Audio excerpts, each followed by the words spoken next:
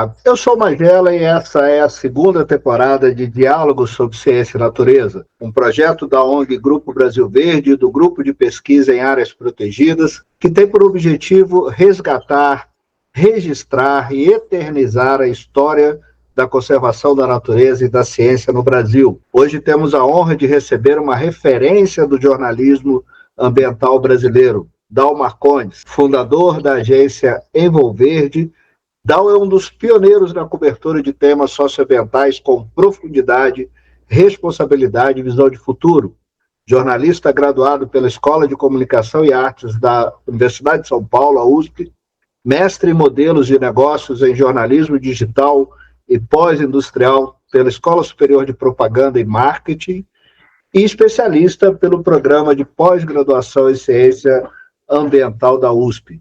Dal teve passagens pelas redações das revistas Isto É, Exame e Carta Capital, além de agências France Press, Dinheiro Vivo e Agência Estado, além de jornais como Gazeta Mercantil e o Estado de São Paulo. Nessa conversa, vamos explorar os caminhos do jornalismo ambiental, os desafios da comunicação responsável e o poder da informação estruturada para transformar realidades. Dal, seja bem-vindo ao nosso diálogo sobre ciência e natureza. É uma honra conversar com você e diria até uma certa ousadia minha entrevistar um jornalista do seu quilate. Imagina, Magela, é um prazer enorme estar aqui conversando com você, com os nossos espectadores, os nossos ouvintes, o pessoal que ouve como podcast, como vídeo e tal.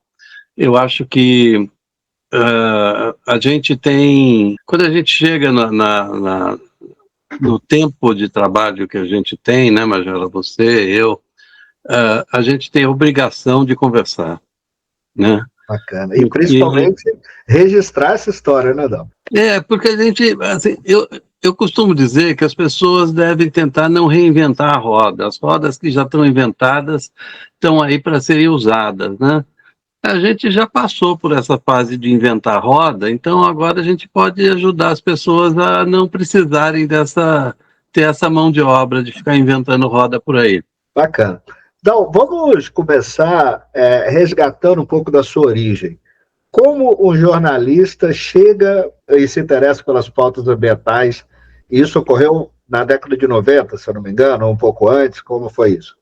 Eu comecei a trabalhar efetivamente com pautas ambientais em 95. Eu recebi um convite do Programa de Meio Ambiente da ONU, do PNUMA, para editar um projeto de jornalismo socioambiental chamado Terra América, que era um produto pan-americano. Ele era editado em português, inglês e espanhol, e ele circulava do México até a Terra do Fogo. Então, o Brasil precisava de um editor em português, né? O Brasil, por suas características próprias, na América Latina, pelo seu tamanho, precisava de um editor local. O produto tinha uma editora no México, uma editora no Uruguai e um editor no Brasil, né? Então eu fui o editor no Brasil. Mas o meu interesse pelo jornalismo ambiental vem antes. Eu era um jornalista de economia, né, Magela? Eu trabalhava com economia. Fui editor de economia na Exame, fui editor de economia na Gazeta Mercantil, que era um jornal econômico importante na época. Infelizmente não existe mais, mas foi um jornal bem, bem interessante. E eu, fazendo minhas reportagens de economia, eu percebia que os problemas não surgem do nada, né? Os problemas ambientais não acontecem do nada. Eles, na maioria das vezes, acontecem por uma decisão econômica. Alguém tomou uma decisão numa sala carpetada que, quando chega lá na floresta, dá ruim. Então, eu comecei a perceber isso numa matéria que eu fiz, numa viagem que eu fiz em 86. Eu trabalhava num projeto de jornalismo agro, né? Trabalhando com agro, e uma equipe de jornalistas nossa, na época o programa circulava, era uma produção independente, mas que circulava era veiculado na TV Bandeirantes. E uma equipe nossa ficou sem contato no norte do Mato Grosso. Então toca aí para o norte do Mato Grosso para saber o que estava acontecendo e tal. Chegou lá, estava tendo um problema, a gente conseguiu contornar o problema que estava tendo com garimpeiros, produtores de rurais lá, que estavam achando estranho uma equipe de TV fazendo reportagem por lá. E eu e o fotógrafo, que era um grande amigo meu, resolvemos, a gente se desligou do programa, porque estava muito confusa a coisa, e a gente resolveu dali seguir para a Amazônia, seguir para Manaus. A gente era muito jovem também, então para dar uma viajada e uma aventura. E pegamos um barco, fomos até Porto Velho, pegamos um barco de Porto Velho para Manaus, uma viagem de uma semana de barco, entre Porto Velho e Manaus. E no barco a gente viu um monte de coisa acontecendo, aqueles barcos que a gente vê com redes, né? E aí eu vi os garimpeiros falando de como é que é feito o garimpo do ouro, como é que vi questões relacionadas à prostituição de crianças, vi um monte de coisa que a gente vê quando vai para esses lugares, principalmente há 30, 40 anos atrás, né? Mas uma coisa me impressionou muito. Um dos caras que estava no barco era o chefe de um garimpo. E a gente estava conversando tal, eu perguntei, mas e a questão do mercúrio? Ele virou para mim e falou, olha, a gente não usa mercúrio porque quer, né? Os rios amazônicos são contaminados por mercúrio. A gente usa mercúrio porque quem compra o ouro só compra se ele tiver um determinado nível de pureza. E a gente só consegue esse nível de pureza para poder vender o ouro se usar o mercúrio. Eles fazem uma amálgama do mercúrio com aquele ouro sujo e botam fogo. O mercúrio evapora junto com a sujeira e o que sobra é um ouro mais puro. Só que o mercúrio é um metal pesado e ele sobe um pouquinho e cai no rio. Ele evapora um pouquinho ali quando está no maçarico, mas ele imediatamente volta para o seu estado natural e cai no rio. E eu fiquei muito impressionado com aquilo e fiz uma matéria na época para a Gazeta Mercantil sobre isso, sobre como os compradores do ouro, do garimpo, seja garimpo legal ou ilegal, exigem essa pureza. E então, você veja, a culpa, na verdade, ela estava em algum gabinete que decidiu que só compraria o ouro com aquela pureza, ao invés de assumir o beneficiamento de uma forma mais adequada, mais segura. Joga a responsabilidade lá para o garimpeiro. Eu escrevi aquela matéria repercutiu tal, e aquilo eu fiquei refletindo, quantos problemas ambientais não surgem por causa dessas decisões de gente que não tem a menor ideia de qual é a realidade na ponta. Então, o meu interesse mais pelo jornalismo ambiental, ele se cristaliza ali, porque eu já tinha ido à Amazônia antes, em 1974 eu fui para a Amazônia, eu subi a Belém, Brasília, ainda era de terra, e foi minha primeira vez viajando, fazendo uma viagem longa, só eu e um primo, os dois rapazotes, né? Eu com 18 anos, ele um pouquinho mais velho que eu, mas eu com 18 anos. Na época, nós estávamos numa ditadura no Brasil, né? 74, no meio da ditadura, e eu teria que servir o exército, como todo jovem de 18 anos naquela época. E eu não queria. Então eu peguei uma mochila e fui embora. Fui para a Amazônia e aí eu me apaixonei pela Amazônia, né? Eu entrei por aquela floresta, fui parar em alguns lugares no Pará, no estado do Pará, depois fui para Belém, fiquei um tempo em Belém, fiz alguns amigos lá, e de lá fui para Alcântara, onde hoje tem a base de lançamento de foguetes do Brasil, mas que na época não existia essa base. E lá eu fiquei hospedado num quilombo, o que também abriu minha cabeça para um monte de outras coisas, né? Você viver numa comunidade e ver como é que aquela comunidade se organiza, como é que ela tem como é que ela busca seu alimento, ela planta, ela colhe, ela produz, ela faz um monte de coisas e você vê que é possível uma lógica de relação com a natureza que menos predatória, e aquela coisa de que, uma coisa muito interessante, né? As crianças soltas brincando e todos os adultos, de uma certa forma, estão mais ou menos de olho. Não é assim, seu pai não viu, dane-se, não.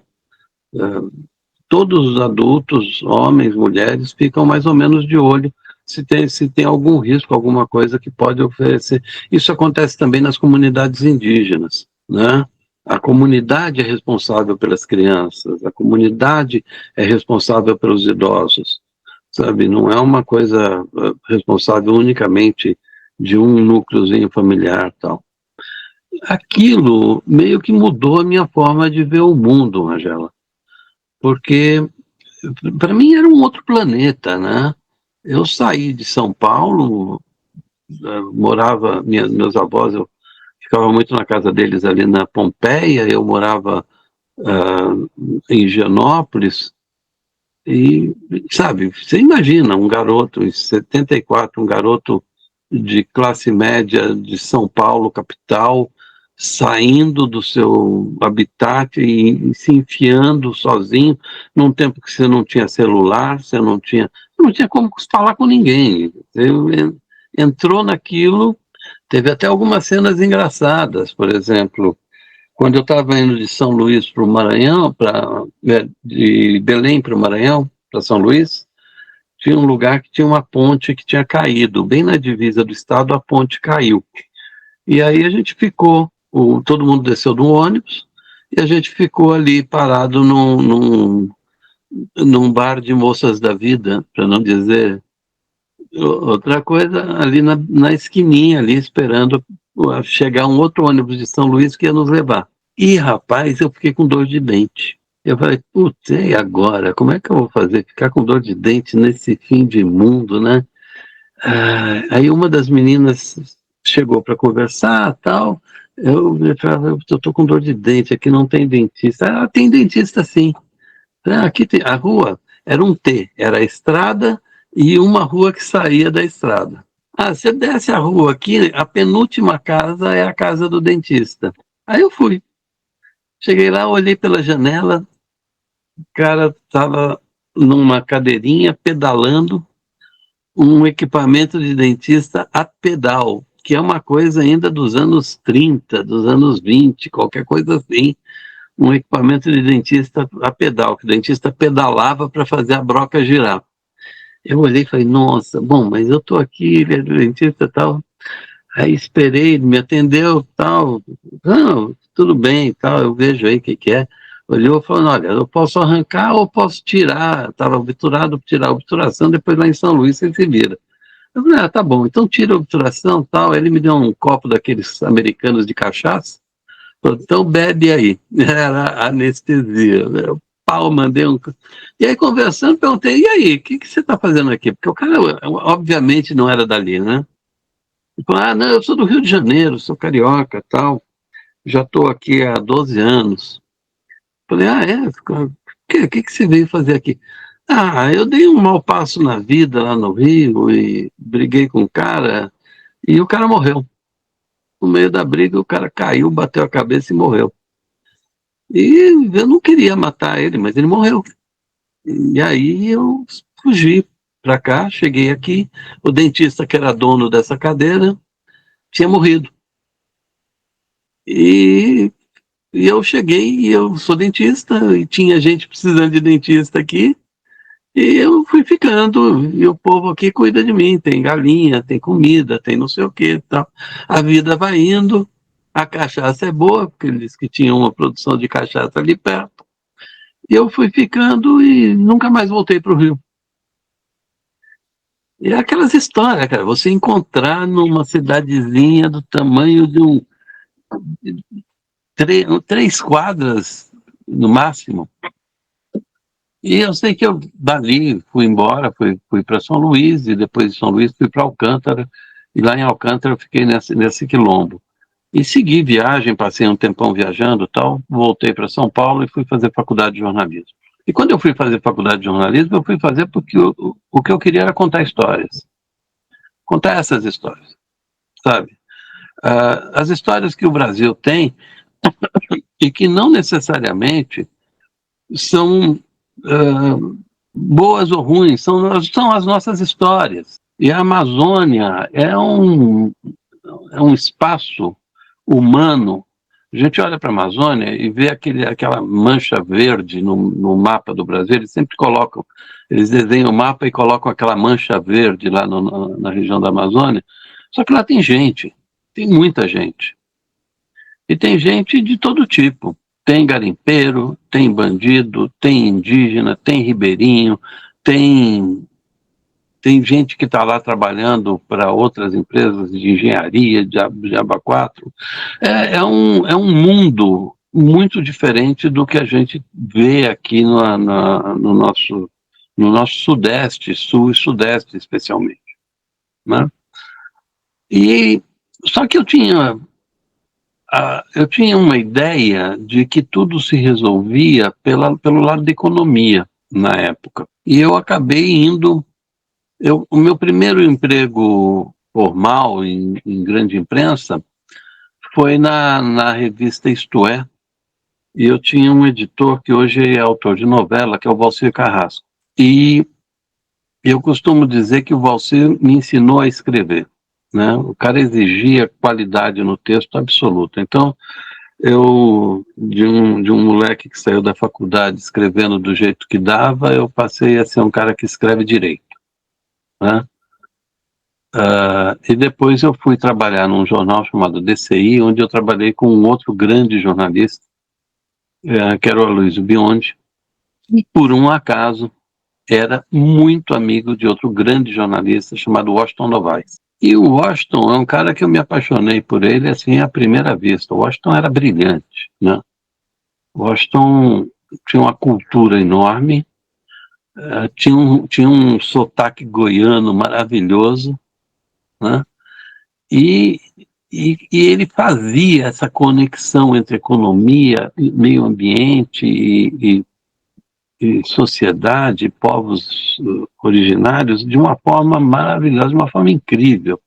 E eu ficava maravilhado, assim, olhando o Washington conversando. A gente, às vezes, sentava com o Aloysio, o Washington, no boteco para tomar uma cerveja, e eu ficava lá bebendo no que aqueles caras estavam falando, achava aquilo maravilhoso.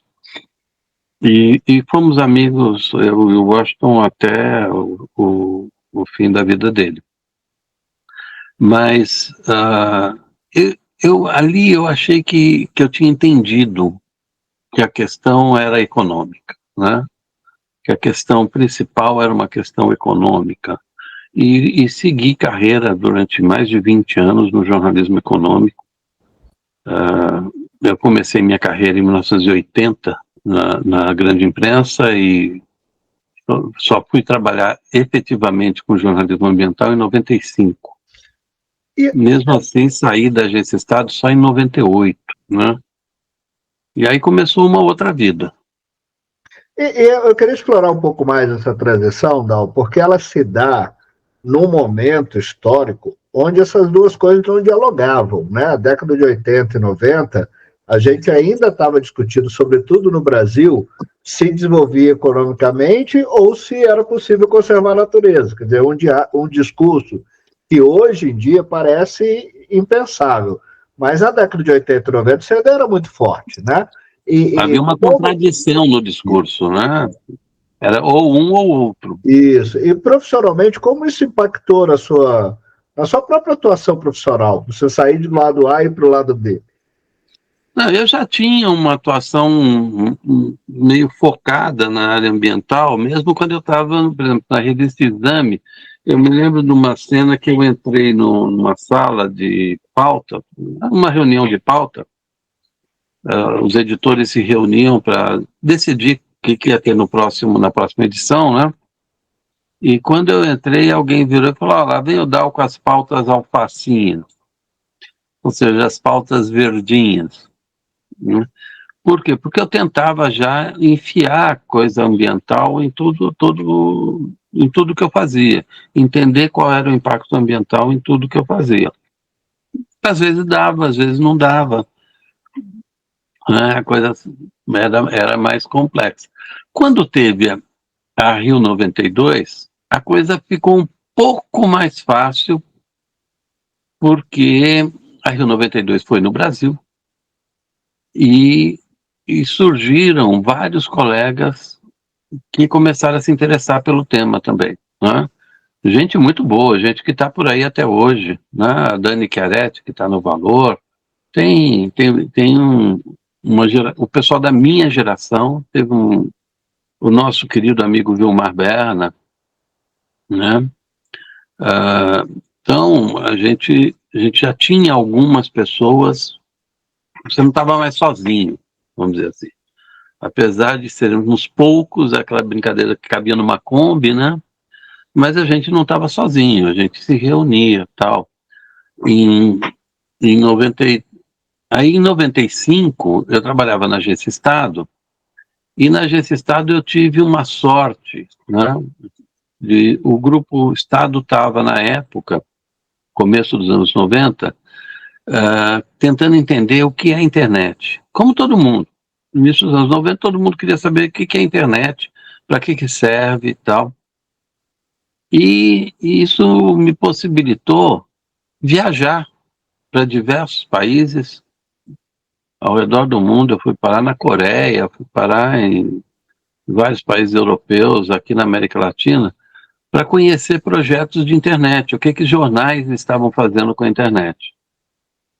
E conheci muita gente. E uma das pessoas que eu conheci foi um cara chamado Mário Lubetkin, que era diretor de uma agência de notícias chamada Interpress Service, que tinha matriz em Roma, mas que tinha um escritório importante em Montevidéu. E o Mário era o diretor em Montevidéu. E nós ficamos muito amigos. E ele hoje é o ministro do exterior do Uruguai. Um cara brilhante. Ele foi vice-diretor da FAO, a Organização das Nações Unidas para os Alimentos, foi diretor-geral da IPS. Um cara muito inteligente, muito interessante.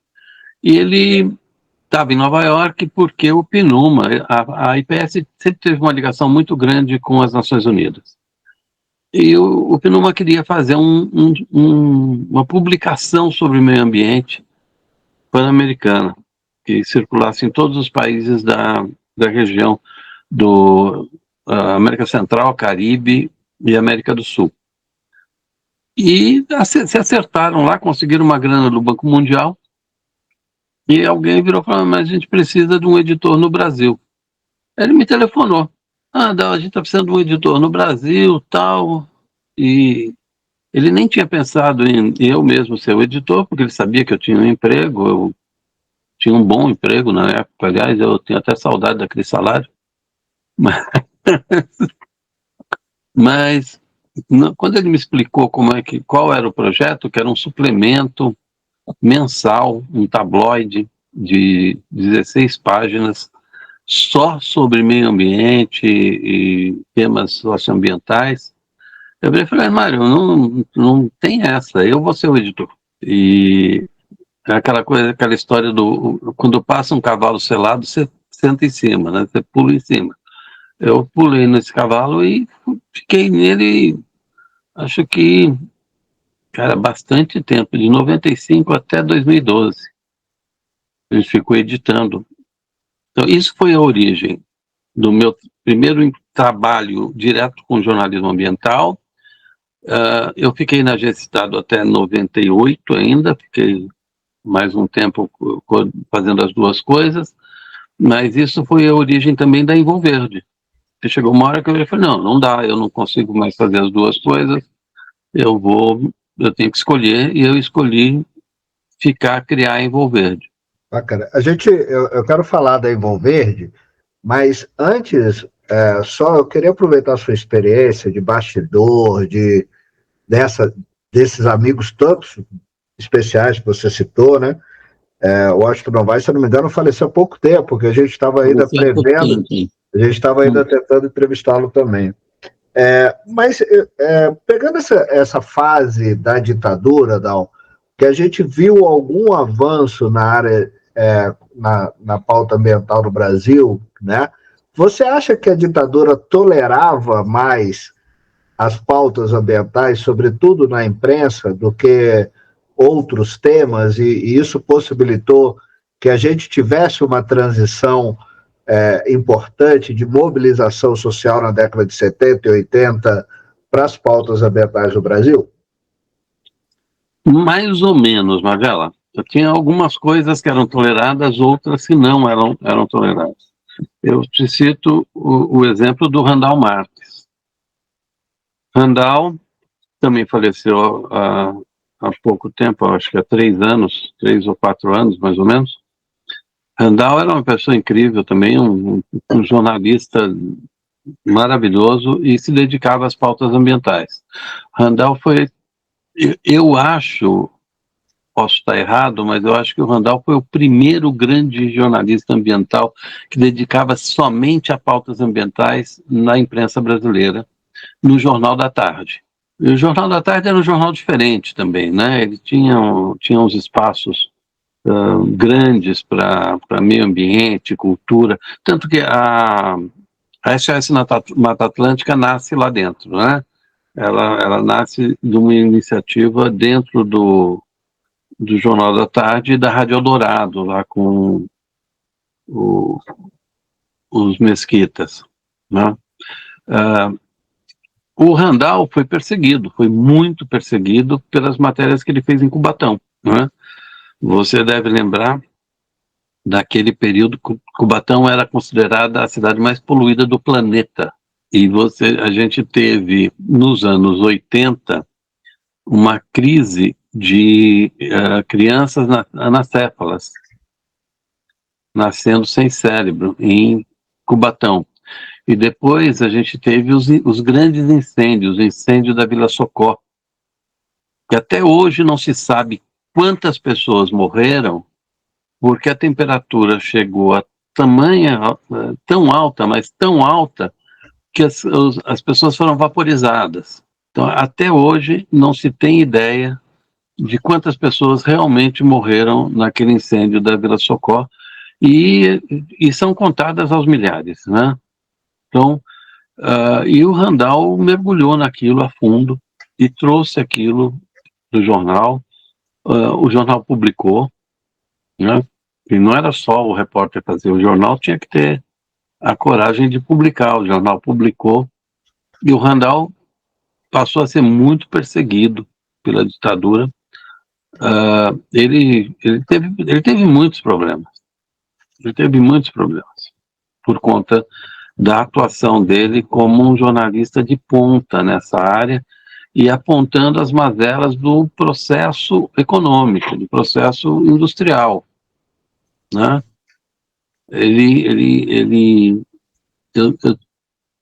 Eu tenho um enorme respeito pelo trabalho que o Randal realizou e pela coragem que ele teve, né? Porque o Randal atuava, eu ainda não atuava com pautas ambientais da forma como passei a atuar depois. E nós viramos amigos, porque nós tínhamos amigos em comum, e a gente acabou frequentando botequim. Jornalista gosta muito de botequim, né? Hoje em dia não mais, mas lá atrás jornalista gostava muito de botequim. Então a gente frequentava muito botequim perto dos jornais, tinha ali perto do Estadão, tinha o próprio Boteco Estadão e um outro que ficava um pouco mais embaixo da Gazeta Mercantil, que chamava-se Mutamba. Então, perto de todo jornal tinha um boteco. É onde aparecem as boas histórias, né, inclusive. Onde a bordo de uma cerveja as histórias vão brotando, né? E então essa tua pergunta, eu acho que o que os militares gostavam era de matéria de natureza, sabe? Aquela coisa, a Amazônia, os bichinhos, aquelas coisas e tal. disso eles gostavam. Quando você tocava o dedo, fazia uma matéria sobre uma tragédia, como um vazamento de petróleo no Porto de São Sebastião, ou no oleoduto ali que sobe com o petróleo leva o petróleo para a refinaria, você polui um ribeirão que dá água para 2 cidades, aí eles não gostavam. Aí tinha o censor dentro de todos os jornais. As pessoas não lembram disso, né? Mas dentro de todos os jornais tinha um censor ali, justamente para evitar que esse tipo de matéria, assim como matérias políticas, circulassem, né? Eu lembro que o Jornal da Tarde publicava receita de bolo, né? Onde tinha uma matéria censurada, o Jornal da Tarde publicava receita de bolo. E o Estadão publicava versos do Camões. Não? Não era uma vida muito fácil, não.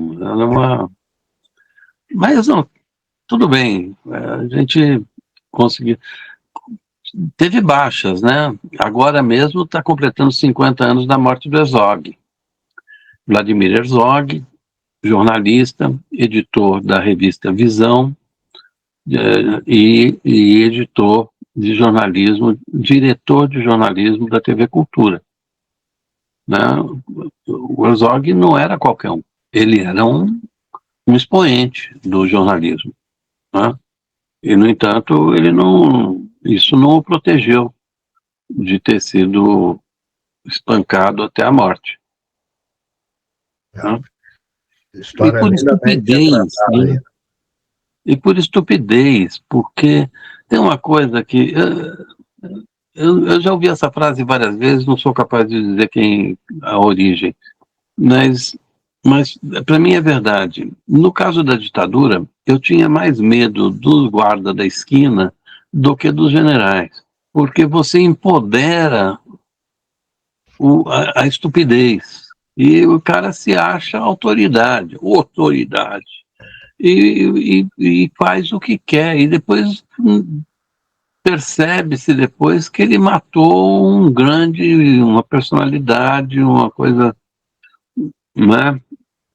Então, esse período foi um período muito difícil, mas eu era muito jovem nessa época, então eu acho que a juventude te dá uma certa sensação de imortalidade, sabe, Marjana? Você pode fazer o que você quiser, não vai acontecer nada com você, imagina, você é imortal. Quando eu fui para a Amazônia com 18 anos, imagina, se um filho meu hoje diz, eu vou me enfiar na Amazônia, vai, pelo amor de Deus, senta aí, vai assistir televisão, vai fazer outra coisa na vida. Assim, a gente fica meio que querendo botar uma rede embaixo para não cair. Mas eu dei muita sorte de que a minha mãe, que é uma pessoa que está viva ainda, está com 92 anos, eu gosto muito, minha mãe sempre foi uma anarquista, então ela acha que as pessoas têm que fazer aquilo que elas desejam fazer, que elas querem fazer. Aí uma vez perguntaram para ela, mas não tem medo dele enfiar? Se ele precisar de alguma coisa, ele dá um jeito de entrar em contato. Muito bom.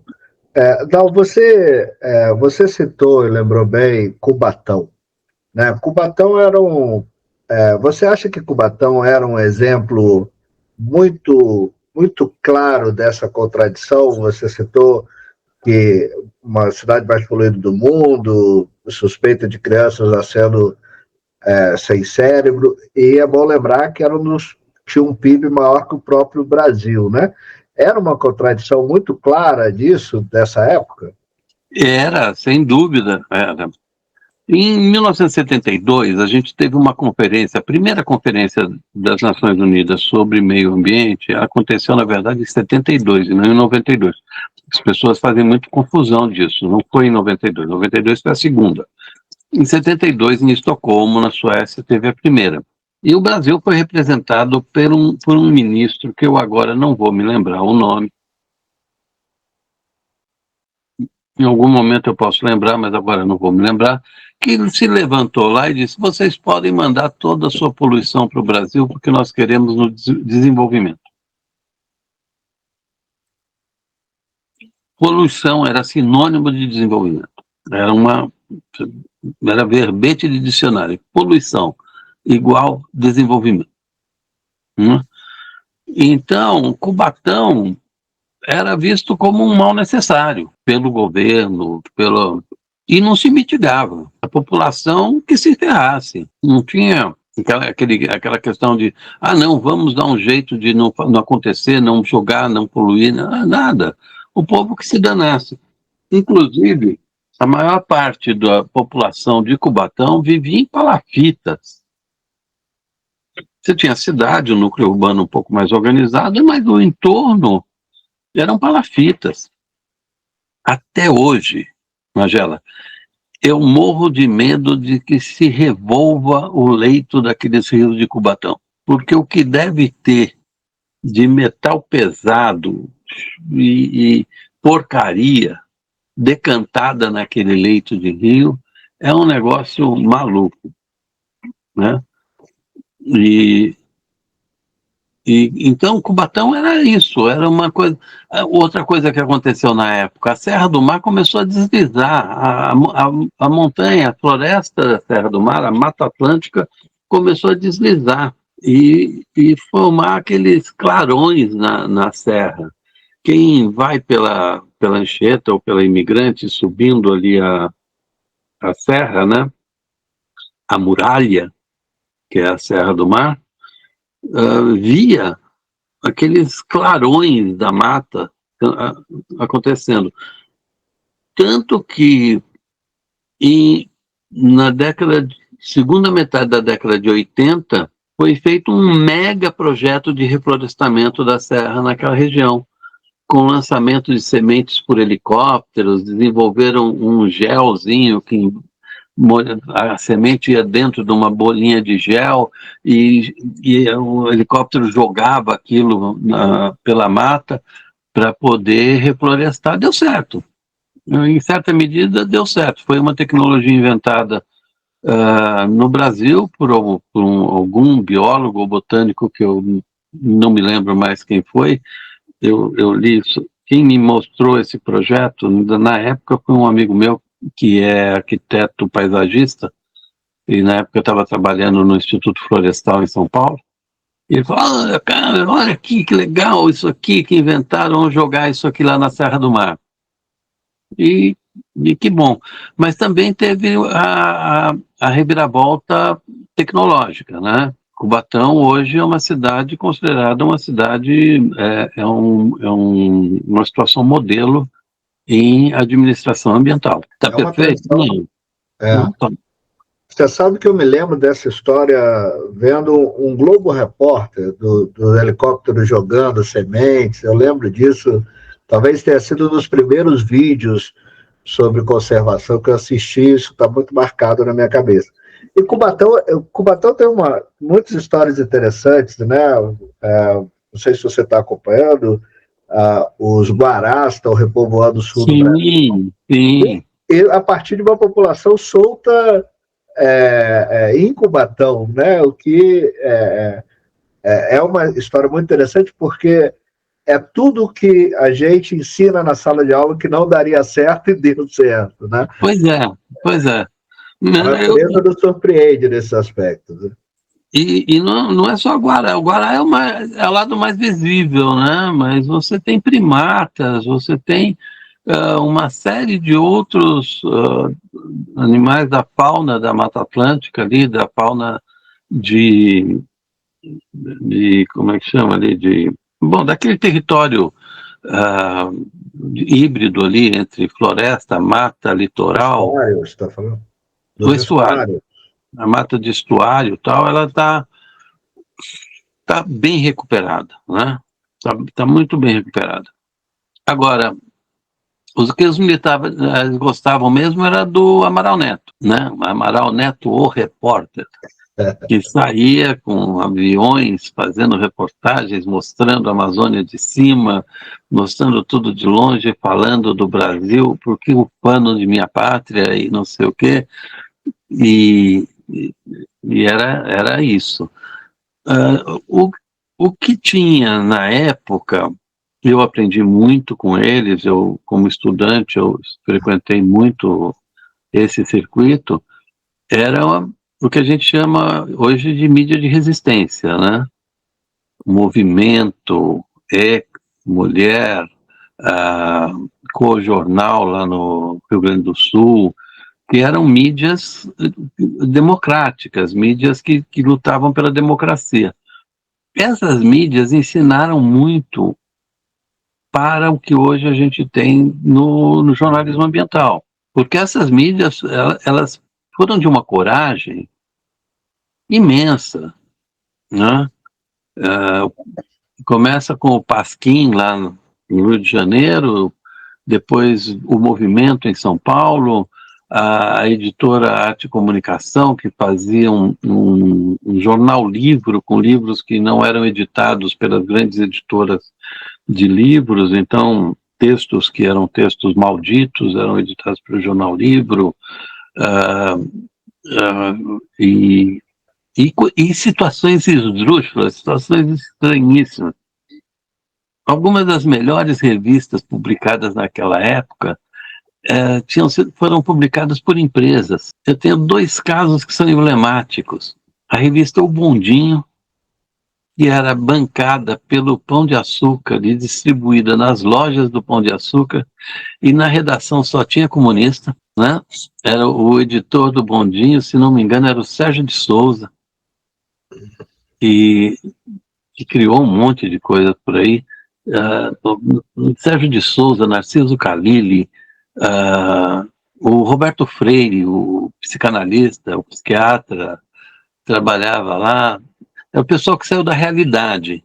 Quando a Realidade, que era uma revista dos anos 60, deixou de existir no começo dos anos 70, esse povo criou uma editora chamada Arte e Comunicação, que criou o Bondinho, a revista de fotografia, o Grilo, que era uma revista em quadrinhos, que trazia o Milo Manara, trazia uns caras revolucionários nos quadrinhos mundiais, e tinha...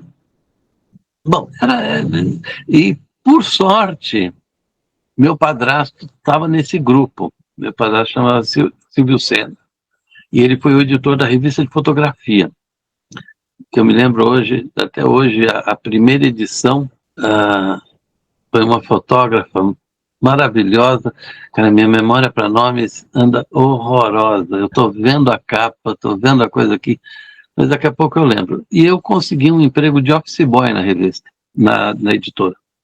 Então eu circulava lá no meio, eu tinha 15 anos, 16 anos, eu circulava lá no meio desse povo. Isso é uma coisa também que eu acho que faz parte da minha do vírus do jornalismo que se incutiu, se incubou em mim desde muito cedo, né? E é isso. Eu acho que eu virei jornalista porque eu não sei fazer outra coisa, nunca me interessei em fazer outra coisa também. Meu avô chegou para mim um dia, falou: se você for fazer medicina, eu te dou um apartamento com um carro na garagem. Eu olhei bem para ele e falei: vô, não vai dar certo, não vai funcionar. Aí ele ofereceu para um primo meu que virou médico e depois montou um cursinho. Também não, mas ficou com o apartamento e o carro na garagem, né? Mas a convivência com essa geração que é anterior à minha foi uma coisa muito forte na minha formação. Por isso que eu acho muito importante a gente conversar com as gerações mais novas, não porque eu acho que eu tenho que influenciar, mas porque eu acho que a gente tem coisas a dizer, a gente tem coisas a contar, né? A experiência, ninguém faz jornalismo para ficar rico, né? Isso é uma coisa que se sabe há milênios, centenas de anos, que se sabe que ninguém vai ser jornalista porque eu quero ficar rico, então eu vou fazer jornalismo, tá? Peraí, então não vai funcionar. Se quer ficar rico, vai fazer medicina, vai fazer odontologia, vai fazer vai aprender a investir na bolsa, sei lá, vai fazer outra coisa, mas jornalismo não funciona. Então, já que ninguém faz jornalismo para ficar rico, é importante que a gente consiga estabelecer o conceito de utopia, né? Você faz jornalismo porque você tem uma utopia. Você tem uma utopia. Qual é a tua utopia? Eu quero trabalhar para uma sociedade melhor. Eu quero trabalhar porque eu gosto de automobilismo, eu quero falar sobre automobilismo. Eu gosto de futebol, eu quero me meter e falar sobre futebol. Eu quero falar sobre meio ambiente. Então, sabe, você faz jornalismo porque você tem uma utopia qualquer que você vai perseguir, né? Eu, particularmente, eu sou meio megalomaníaco, eu tenho uma utopia civilizatória. Eu acho que jornalismo é uma profissão que tem um caráter civilizatório. O bom jornalismo, jornalismo de qualidade, o jornalismo que leva boas informações para a sociedade, jornalismo que respeita a inteligência do seu leitor, do seu espectador, é um jornalismo civilizatório, faz as pessoas pensarem, né? As pessoas tomam decisões em cima das informações que elas recebem. Essas informações precisam ser boas. E não precisa ser, não, estou falando sobre coisas transcendentais. Não, você está falando sobre eu quero ir no cinema. Você vai lá e vai consultar o jornal que você quer ir no cinema. Aquela informação tem que ser correta, você tem que chegar no cinema na hora certa, chegar lá e o filme que você foi assistir é o filme que está em cartaz naquele horário e você vai entrar tranquilamente, vai lá e vai assistir o filme. Quem me ensinou isso foi um cara fantástico, chamado Armênio Guedes. Quando eu conheci o Armênio, eu tinha 27 anos, 26, 27 anos, e o Armênio já tinha os seus quase 70. E tinham arranjado para ele um emprego na Isto É. Na época, o Milton Coelho da Graça era o diretor de jornalismo da Isto É, o Valcir Carrasco era o meu editor.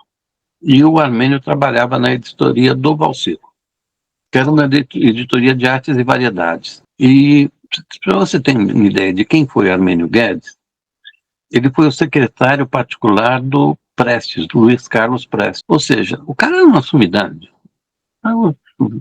Né? E eu sentei do lado daquele senhor e eu não sabia quem era. Não tinha a menor ideia de quem era. E comecei a reclamar e ele me deu essa aula de responsabilidade. De, olha, você tem que fazer porque alguém vai tomar uma decisão em cima da informação que você está dando. Se você não fizer isso com critério, alguém vai passar um perrengue, alguém vai... E depois nós ficamos amigos, eu trabalhei 2 anos sentado do lado do Armênio e aprendi quem era o Armênio, aprendi a respeitar aquela pessoa. A gente tem que perceber quem são as pessoas que estão ao nosso lado também, sabe, Magela? A gente, quando é muito novo, a gente olha para o lado e fala, puta, esse velho vai me encher o saco. Quem é esse velho que está sentado do lado dele, né? Eu tive uma outra experiência parecida. Daqui a pouco eu lembro o nome dele de novo, mas o Valcir levou um cara bem mais velho que a gente para trabalhar lá.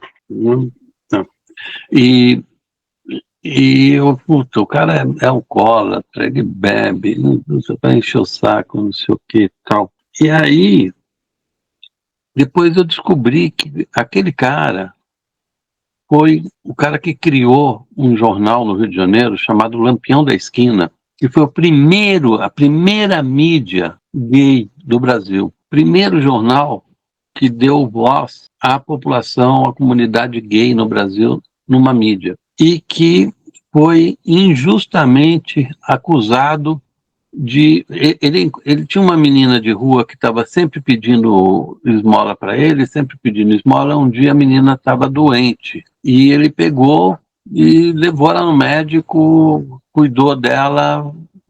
Era uma criança, a mãe era drogada, alcoolizada e tal. e não queria mais a menina, ele levou, foi cuidar da menina e acusaram ele de abusar da menina, de uma criança. O que era mentira, era o preconceito. E a vida dele virou um inferno, um inferno. O jornal chamava-se O Lampião da Esquina e ele chamava-se... Gente, eu fico tão incomodado com essa coisa de não lembrar o nome das pessoas, porque principalmente com nomes. A minha memória não funciona bem, principalmente com nomes. Bom, e depois nós nos aproximamos, ele me contou as histórias dele, mas era aquelas pessoas incríveis que... Então, muitas vezes a gente tem a oportunidade de ter perto da gente pessoas que são verdadeiras joias que caem na sua vida e você tem que aprender a aproveitar isso. Eu acho que nesse ponto eu tive muita sorte. Eu acabei conhecendo gente de um valor incrível, principalmente nos anos 70, 80, por exemplo, o Plínio Marcos. O Plínio eu conheci nos anos 70, depois eu fiz várias matérias com ele. Era outro cara maravilhoso. Outro cara maravilhoso com quem eu pude conviver durante algum tempo. Então, isso eu gosto de dizer para as pessoas que estão na faculdade hoje, ou que estão começando suas carreiras, olhe por cima dos ombros das pessoas que vieram antes de você. Isso é uma coisa que em filosofia se faz muito de ciência e filosofia, né? Olhe por cima dos ombros dos gigantes. Eu não estou dizendo que eu sou gigante, mas assim, olhe por cima dos ombros daqueles que vieram antes e que fizeram algumas coisas importantes de ser registradas, de ser contadas, né? Como jornalista, o período áureo do jornalismo industrial brasileiro, que é esse jornalismo dos grandes jornais, das grandes revistas e tal, foi até a primeira década dos anos 2000, de 1970, mais ou menos, até 2010, até um pouco antes até de 2010. A partir daí, entrou um tubarão no aquário, que foram as redes sociais. E isso acabou com o financiamento do jornalismo industrial. Os grandes jornais, eles tinham de alguma maneira o monopólio da fala por opinião pública, né? Da formação da opinião pública. Quando você entra, as redes sociais passam a existir, entre tantas coisas, tem aquela frase do Humberto Eco, que já ficou famosa, que as redes sociais deram voz ao idiota da aldeia, né? O que, infelizmente, é verdade, né? É uma verdade do nosso tempo. Por outro lado, elas nos deram acesso a um volume de informação onde uma pessoa razoavelmente interessada, inteligente e interessada pode fazer qualquer coisa, especialmente agora com a inteligência artificial, né? Tem algumas coisas que são inexoráveis. A economia como um todo, ela não é feita para a sociedade. A economia é feita para um grupo de privilegiados, né? Em nenhum lugar do mundo você tem o famoso estado de bem-estar social em sua forma mais cristalina. Aí outro dia alguém me falou, mas a Suécia é um dos grandes fornecedores de material bélico do mundo. A população da Suécia tem alto padrão de vida, mas a que custo? A Noruega é um dos maiores produtores de petróleo, exportadores de petróleo do mundo. A Noruega tem um alto padrão de vida, mas a que custo? É montado em cima do quê? Né? Então, a gente não tem essa coisa da sociedade idílica que Então a gente precisa do jornalismo, porque o jornalismo estabelece limites. Ele estabelece os limites e ele informa sobre o que está acontecendo. Então, aí você é de uma geração que teve um desafio gigante, né? Que foi a transformação da forma de fazer jornalismo, né? Sai daquele jornalismo impresso tal, e entra antes mesmo das mídias sociais, das redes sociais, a internet em si. E você, com a visão futura que sempre teve, abre, né, lança o Envolverde, né? Fala um pouco para a gente do trabalho, da origem do trabalho do site Envolverde, né, de toda a sua agência de comunicação aí. Envolverde, o nome, eu tive a ideia desse nome em 91, mas eu só fui usar em 98, né? Não, em 97 eu registrei o nome. Mas o nome Envolverde, bom, o nome é meio óbvio, né? Envolver o verde. É uma brincadeira com o verbo envolver e o substantivo verde. Então, só um minutinho. Isso é uma gravação. Esse aqui é um lugar público, tem um monte de gente. Quando eu pensei em montar Envolverde, eu na verdade, estava querendo fazer uma agência de notícias sobre o meio ambiente, para distribuir conteúdo para a mídia sobre o meio ambiente.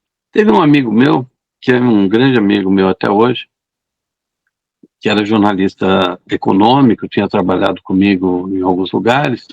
Ele virou para mim e falou: cara, você é louco.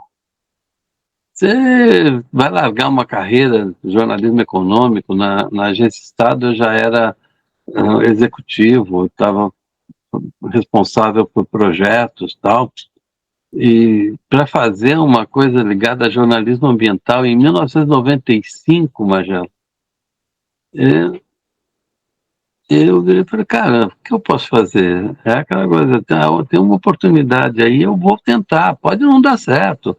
Se não der certo, não deu, mas eu prefiro me arrepender de ter feito do que de não ter feito, né? E ele virou para mim e falou: olha, você não vai mais ser recebido por ninguém, porque no jornalismo tem muito essa coisa de qual é teu sobrenome profissional.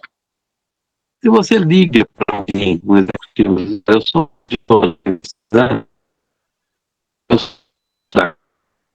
eu sou editor do, sei lá, do Estadão, eles te recebem, não porque você mas é editor, não. Você é editor, sabe, eles não falam com pessoa física, eles falam com pessoa jurídica. E ele virou e falou: você nunca mais vai ser recebido. E eu comecei a fazer Envolverde em 95 e meio que na unha. A internet era linha de escada, fazer um site era um negócio de procurar. Aí eu achei um cara que sabia fazer um site em HTML e que me fez o primeiro site em HTML para mim. E a gente, para editar esse site todos os dias, a gente publicava matéria todo dia. Aliás, a Envolverde publica matéria todo dia há 30 anos. Ele fez o site para mim e a gente tinha aquele trabalheira para editar. Dava mais trabalho botar o site no ar do que escrever a matéria. Era uma coisa... Bom, mas aí eu fiz.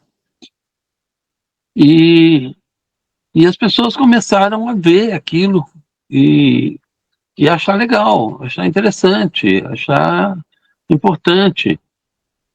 Isso em 98. O site entrou no ar em 8 de janeiro de 1998. O Terra América começou a ser feito em papel em 95 e o site em 98. Um estudo da Sembra Mídia, que é uma organização que pesquisa jornalismo na América Latina, identificou a Envolverde como o mais antigo projeto de jornalismo digital em operação no Brasil.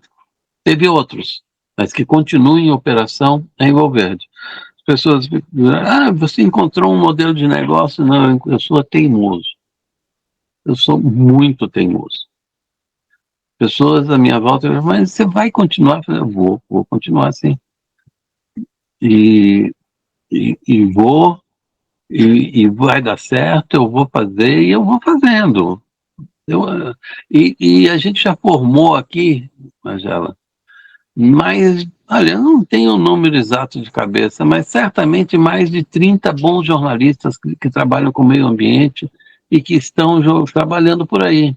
Estão fazendo jornalismo por aí, estão trabalhando com pauta ambiental, que me ligam às vezes para conversar sobre uma pauta ou outra, para que lado vai, para que lado não vai.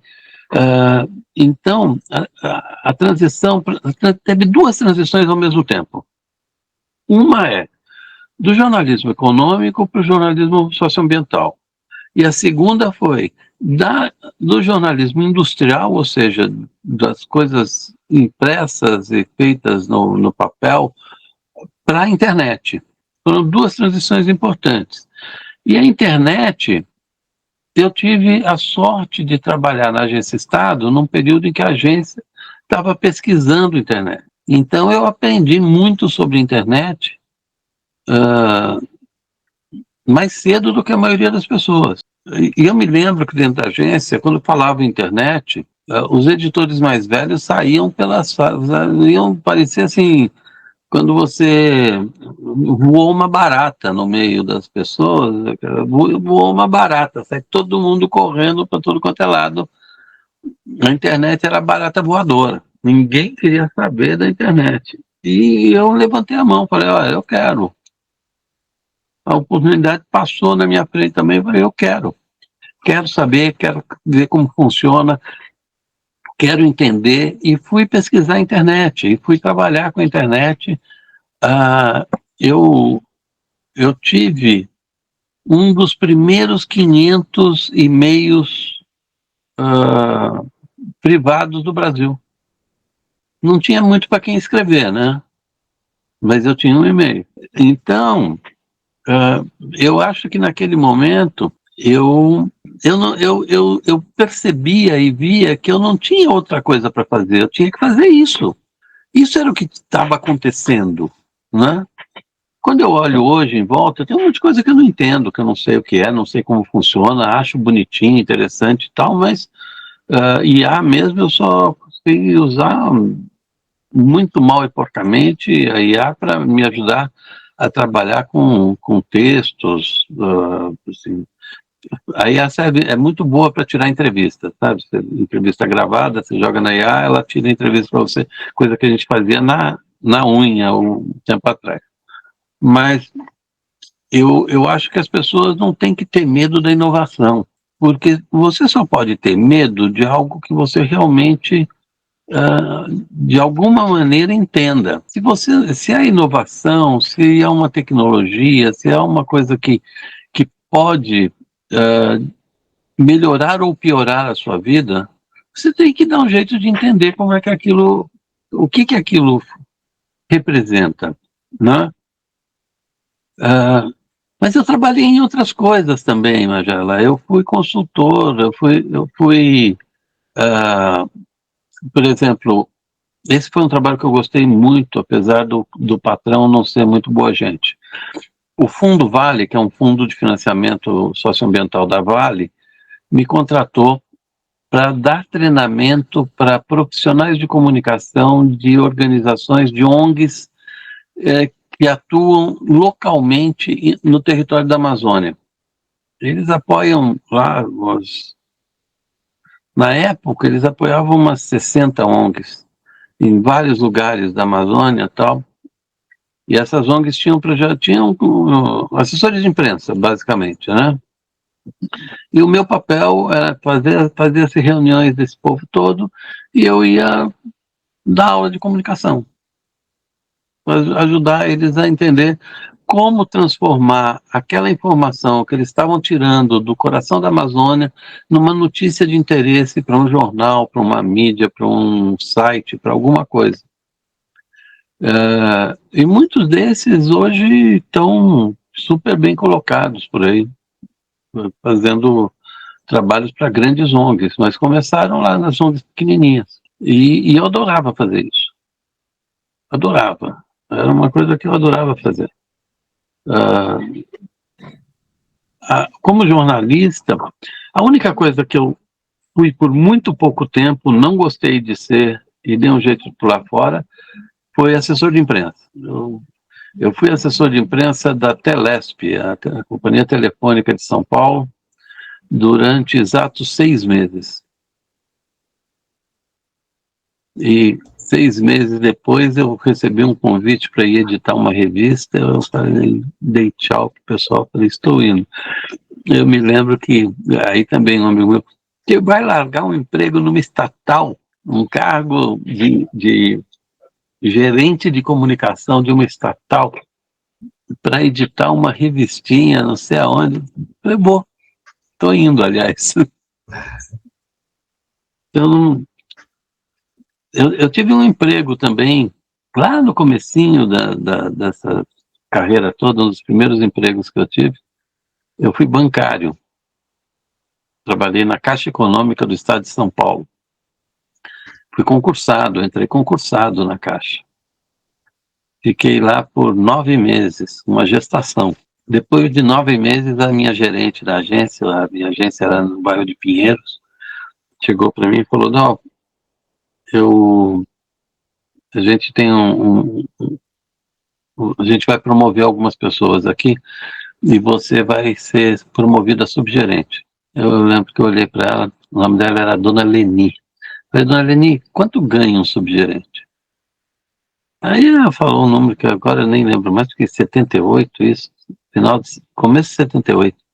Ela vai ganhar 6 mil dinheiros. Eu falei, Dona Leni, um jornalista, o piso de um jornalista em início de carreira é 2 mil dinheiros. Eu estou no primeiro ano de jornalismo. Quando eu estiver no 4º ano de jornalismo, eu já vou ter 4 anos aqui na agência. Provavelmente eu vou ter alguma promoção ainda nesses 4 anos de faculdade. Sem dúvida, você vai chegar longe aqui, aquelas coisas. Tá.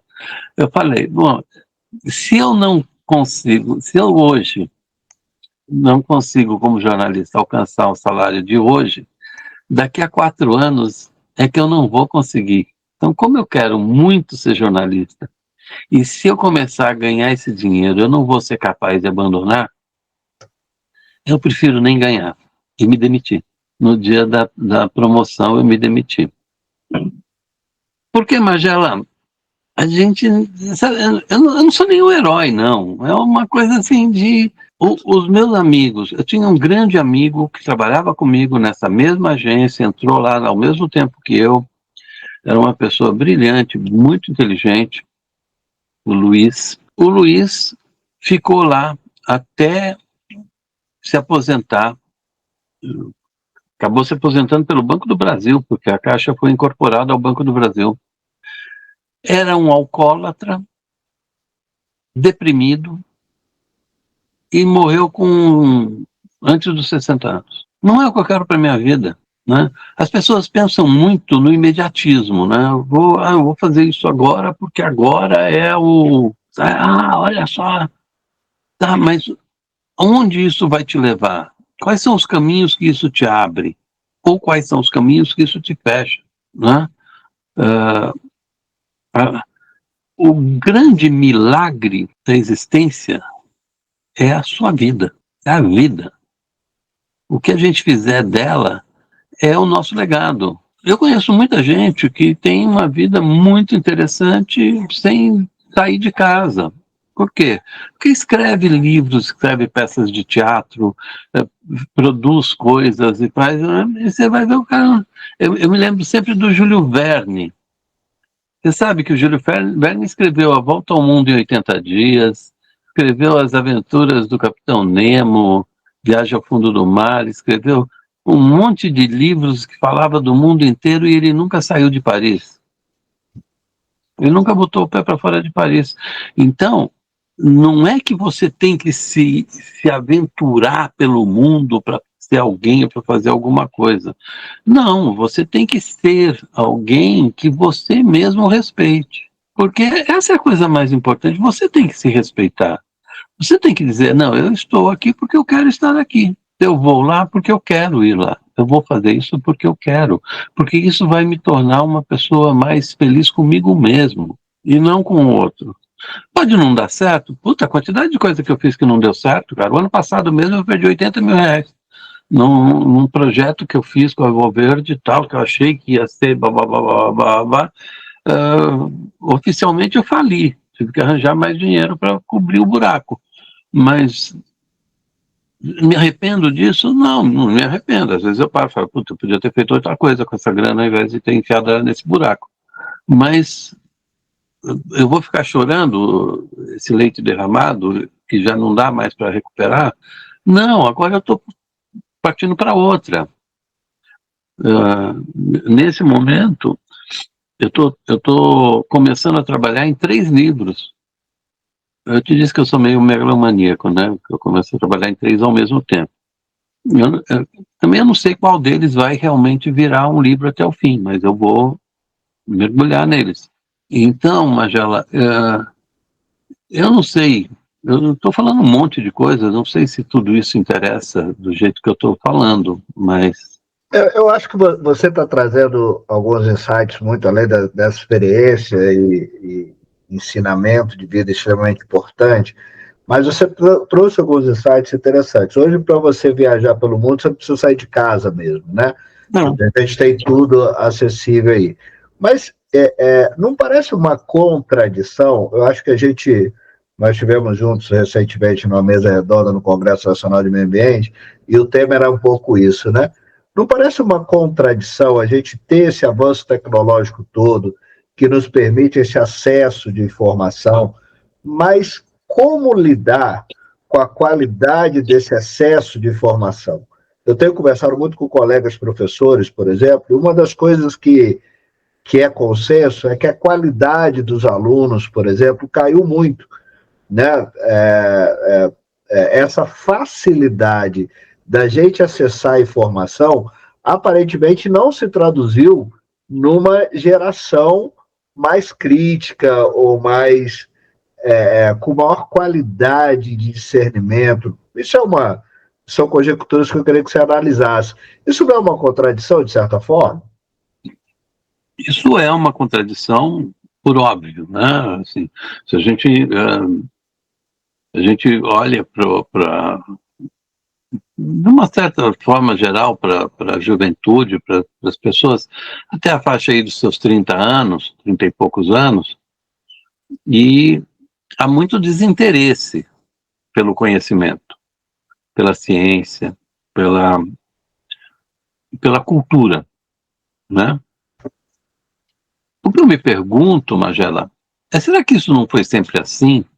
E hoje é que a gente está tendo um vislumbre melhor disso, até por conta daquela coisa do Humberto Eco, né, de dar voz aos idiotas.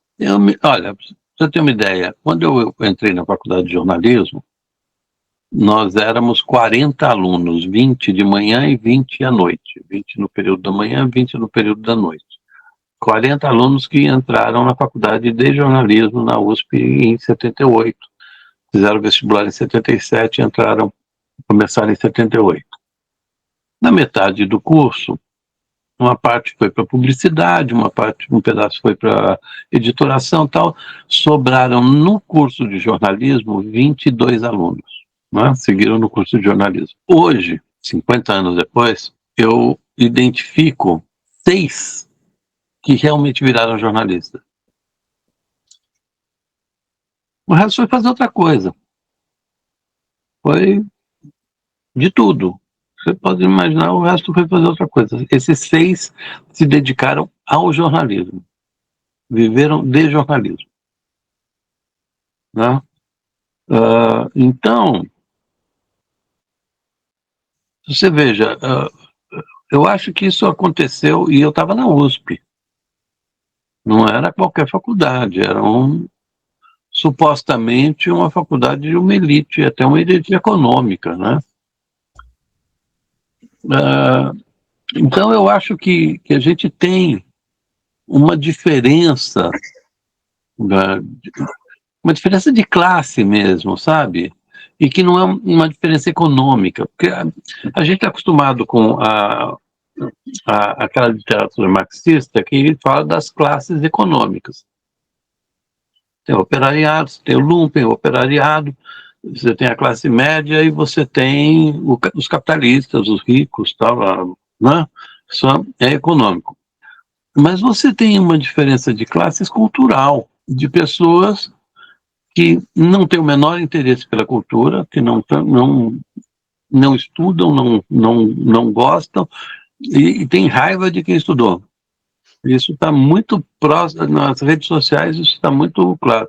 Você tem as pessoas que são mais ou menos ali, que sabem algumas coisas, fez as lições de casa no ginásio, no colegial, né? Então sabe com mais ou menos como as coisas, mas também não se aprofundam em nada, não vão ao teatro, não vão ao cinema, não leram mais do que meia dúzia de livros ao longo da vida.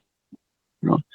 E você tem as pessoas, e aí você tem uma coisa que vai aumentando conforme o interesse. Você tem as pessoas que se envolvem com a cultura e com a ciência e com o conhecimento. Gente que você entra na casa, o cara vive imerso em livros. A casa tem milhares de livros, né? Tem casas que você entra, não tem um exemplar de nada. Se tiver, tem a Bíblia. Não tem um exemplar de nada. Então, acho que a gente também tem essa coisa das classes culturais, o que não é um demérito, mas também não é um mérito. É uma realidade, é um fato. Né? E que não adianta você discutir. Outro dia, eu tenho 2 gatos. Veio um rapaz aqui que é veterinário para aplicar vacina nos meus gatos. Ele entrou, aqui esse espaço que eu estou aqui é o meu escritório, é um chalezinho de madeira que tem em frente à minha casa, que a gente fez o escritório aqui. E eu tenho aqui atrás, não dá para ver, mas eu tenho meus livros. Eu devo ter hoje, acho que já tive mais, mas eu devo ter uns 350 livros, mais ou menos. Aos poucos eu também fui me livrando, porque não dá para ser acumulador de livros para o resto da vida. Ele olhou, virou para mim e falou: todos esses livros são de esquerda? Eu falei: como assim? Não, são livros de esquerda. Eu vi ali o Capital. Eu falei: você viu o Capital? Aí eu fui ver, é o Capital do Piketty. Né? Então, você tem realmente uma questão de classes culturais. Pessoal que fala mal da Lei Rouanet, por exemplo. Descem o pau na Lei Rouanet. Ninguém para pensar como é que funciona a Lei Rouanet. Porque é uma verba pública mamando nas tetas do Estado para produzir um show, um filme, um livro, um negócio assim. Você para que a cultura não faz parte das necessidades básicas de muita gente. Então, o que a gente tem é que a gente precisa identificar quem são aquelas pessoas que de fato merecem o nosso esforço. Claro, você vai dar aula para todo mundo. Você não vai ser seletivo e, não, para você eu dou aula, para você eu não. Vai dar aula para todo mundo, vai falar com todo mundo. Mas tem pessoas que merecem mais da tua atenção. Com certeza. Eu acho que é isso, né? Isso não depende de dinheiro, como você falou, né, Dal? Não, isso não depende de dinheiro. Isso não depende de dinheiro. E essas pessoas precisam do máximo de apoio que elas puderem ter, porque muitas vezes lutam com muita dificuldade. Você me fez lembrar de um episódio muito engraçado do meu pai. Meu pai não teve a oportunidade de estudar, mas meu pai fez questão que eu estudasse. Né? Eu sempre digo que eu tive a sorte na vida de poder ser o que eu quisesse ser, e sempre tive o apoio, embora ele obviamente quisesse essa formação clássica que seu avô queria também. Mas eu me lembro que uma vez eu recebi na minha casa, você deve lembrar dele, Ronaldo Mourão de Freitas. Opa, claro. E meu pai tinha muito orgulho da minha biblioteca, que é uma biblioteca que, sei lá, deve ter quase 1000 livros e tal. E meu pai levou o Ronaldo no meu escritório e falou assim, nossa, olha quanto livro. E o Ronaldo falou, pois é, o Ronaldo já estava no fim da vida. Ele falou, eu estou com um problema, eu não sei o que eu faço com os meus 30 mil livros. Pois é. Ele estava construindo um prédio para abrigar os 30 mil livros dele. Foi uma cena, você me fez lembrar disso agora. Não, é... Meu pai ficou assim, nossa, ele achava que já era demais do que eu tinha, né? Que era uma coisa absurda. Aí eu lembrei dessa história agora, muito interessante. Eu aderi, de uma certa maneira, eu aderi ao livro digital, né, ao Kindle. Claro. Né? Até porque nele você consegue aumentar a fonte, né? Fica mais fácil. Mas, então, eu acho que parece uma coisa meio preconceituosa, mas não é preconceituosa, é analisar o fato, sabe? Essas pessoas são felizes do jeito que elas são. O cara precisa conhecer uma teoria, precisa conhecer a teoria da relatividade, precisa conhecer filosofia grega, precisa conhecer Kant, precisa conhecer história universal para ser feliz. Tem gente que não precisa. Né? Mas a avidez pelo conhecimento é uma coisa, é um bichinho, que quando te pica, eu me lembro quando eu era moleque, eu passava muitas férias na casa de um tio que eu tenho, que é um acumulador de livros. Ele não é um bibliófilo, intelectual, nada. Ele é formado em agronomia, é um cara inteligente e tal, mas não... E ele compra livros. Compra. E ele tem a coleção inteira do Prêmio Nobel da Paz. Desculpe, do Prêmio Nobel de Literatura. Ele tem a coleção inteira do Prêmio Nobel de Literatura. Eu passava as férias dele numa chácara, aqui no interior, em Pindamonhangaba, e eu li boa parte da coleção do Prêmio Nobel de Literatura na casa dele. Eu passava um mês por ano, pelo menos, na casa dele. Era uma chácara, era um lugar muito legal e tal. E eu lia porque me faz bem ler, me sinto bem lendo, né? Às vezes eu fui para Lisboa, aí eu já trabalhava na Agência Estado e tal, e fiz muitas viagens internacionais para a agência, e uma delas eu fui para Lisboa. E fiquei uns dias em Lisboa tal, e estava tendo a Feira do Livro em Lisboa. E lá vou eu na Feira do Livro e comecei a comprar livros, né? E um livro que eu sempre fui muito aficionado foi a História Universal do H.G. Wells. E é o mesmo que escreveu A Máquina do Tempo, né? Onde o cara viaja no tempo, tal, atrás para tentar salvar a namorada. A história é legal, né? E cara, tinha a coleção inteira lá. Todos os volumes da coleção, um negócio assim e tal. Eu comprei a coleção inteira, tal. Cheguei, enfiei aquilo tudo na mala e vamos pegar um avião para voltar para o Brasil. Estourou muito aquela cota de bagagem, né? Aí a mocinha, olha, já estourou, eu vou ter que cobrar do senhor tal.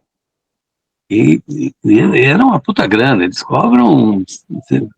Na hora que você extrapola, eles cobram. Aí ela me perguntou, mas o que o senhor tem aí dentro? Livros, meu anjo. Eu sou aficionado em livros. Eu queria abrir você para... Fechou, falou, olha, é o seguinte, o avião está meio vazio, não vai fazer diferença para ninguém. Pegou e, pum, despachou a minha mala de livros. Não, eu não quero terminar sem tocar num assunto que eu acho que é inevitável por algumas razões. Primeiro, porque você diz que o Envolverde continua publicando matérias diariamente e pela sua afinidade com a questão economia e meio ambiente, eu imagino que um dos temas que você tenha se debruçado mais nos últimos dias, sobretudo no último dia, é a questão da exploração do petróleo na foz do Rio Amazonas, no Amapá. Você, por toda a sua experiência, você acha que foi, no mínimo, um erro estratégico divulgar isso nesse momento, às vésperas da COP? Que impacto você acha que isso vai trazer para a imagem do Brasil internacionalmente? Em primeiro lugar, ia acontecer, a gente sabia que ia acontecer. Isso era uma coisa óbvia, ninguém, o mais renitente dos ambientalistas sabia que isso ia rolar, né? Eu acho que tem um problema de timing aí, né? Aquela coisa precisava ser agora, não podia ser no começo do ano, tal, ia mudar alguma coisa. Isso é uma coisa. Por outro lado, politicamente, se você fica quietinho agora e solta em janeiro, você vai ser acusado de hipocrisia, né? Você faz a COP falando um monte de bobagem, aí chega na hora, um mês depois, você solta essa bomba. Isso já aconteceu na história do Brasil. O Sarney segurou a eleição, o plano cruzado até a eleição de 86. Depois da eleição, ele soltou a rédea e os preços dispararam e acabou com o plano cruzado. Então, tem essa questão. O impacto, do ponto de vista internacional, a questão, Magela, atire a primeira pedra quem nunca fez algo nesse nível, né? Não tem ninguém que está numa COP que pode dizer que é um santo ambiental. Ninguém.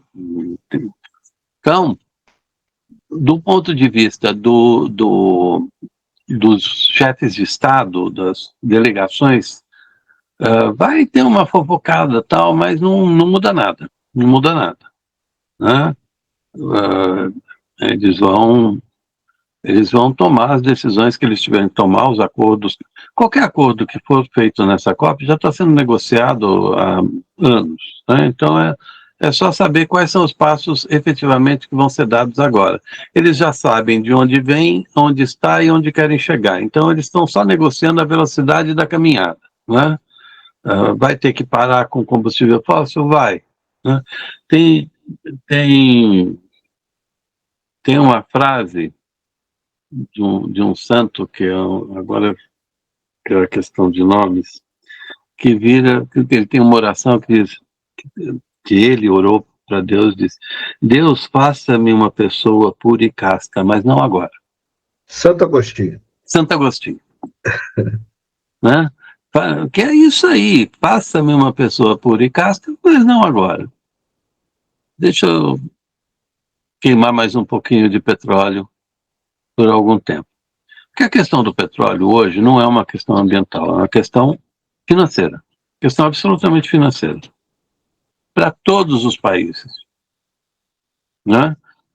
Petróleo é dinheiro. O Brasil não explora mais para abastecer o mercado interno. O Brasil explora para exportar. Então, a questão do petróleo para o Brasil é exportar. Aquela bacia equatorial que vai dali até a Venezuela é a mais rica do planeta. A Venezuela é o maior produtor de petróleo do planeta Terra. Você acha que o Trump está preocupado com o que o mundo está deixando de fazer? Se estivesse preocupado com ditadura, ele estava falando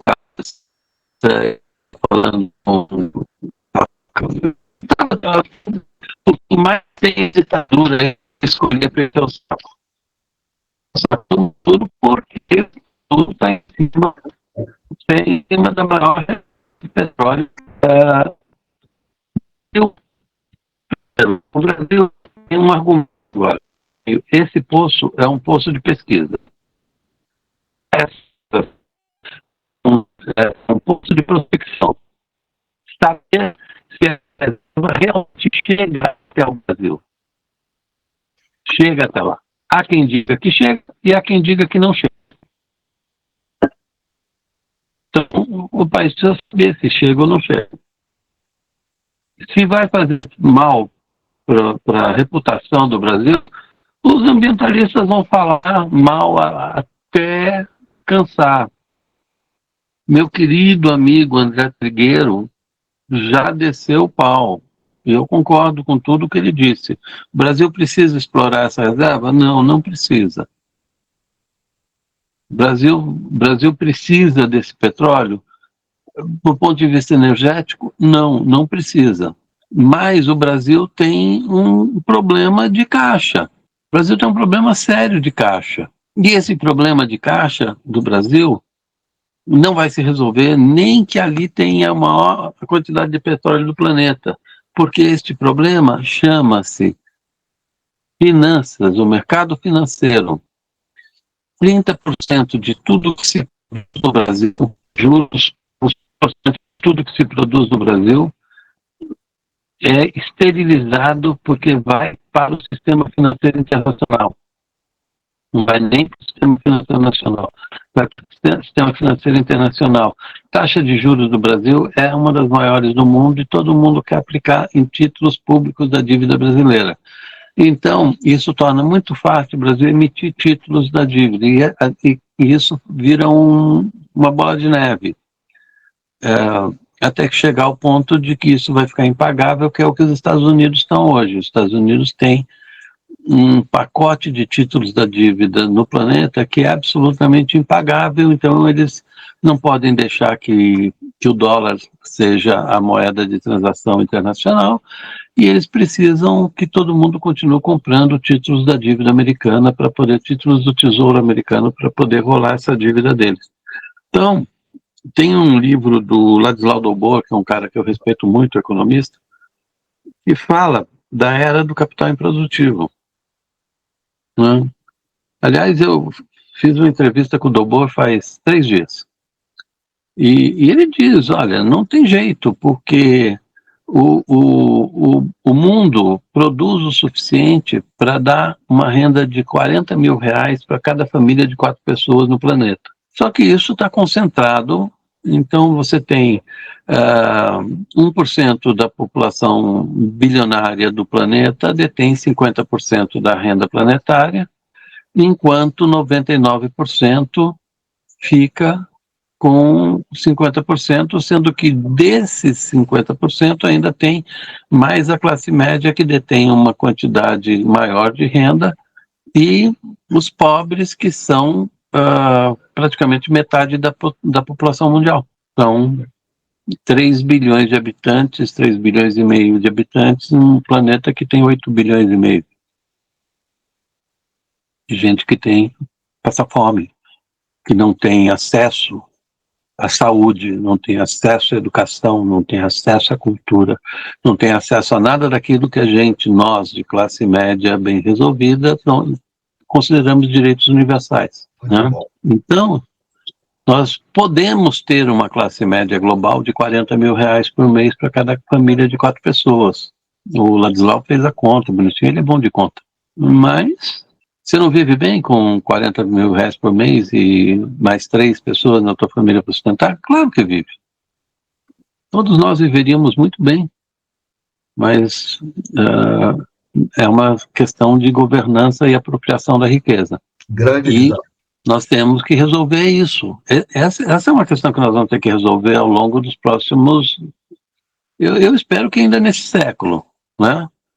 Um dos livros com os quais eu estou trabalhando nesse momento é sobre a utopia da Carta da Terra. Olhando a Carta da Terra, que é uma carta de compromisso com a vida. Não só com a vida dos humanos, mas com a vida no planeta, com a vida de todos os seres vivos.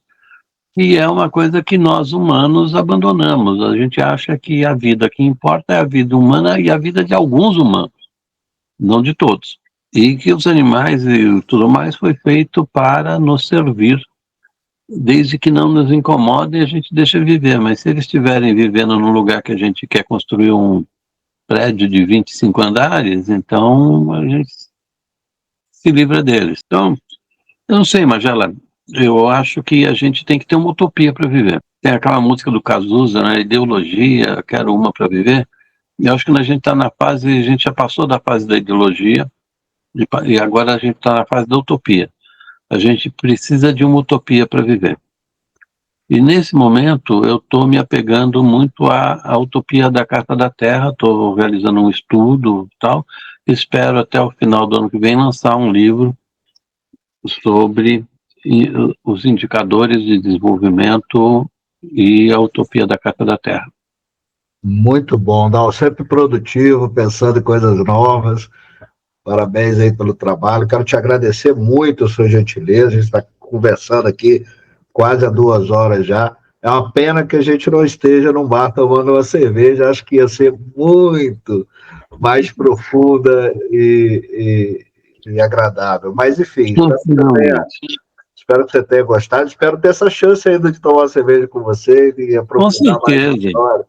Foi um grande prazer aprender com você e espero que a gente se reencontre logo. Espero que você tenha gostado também.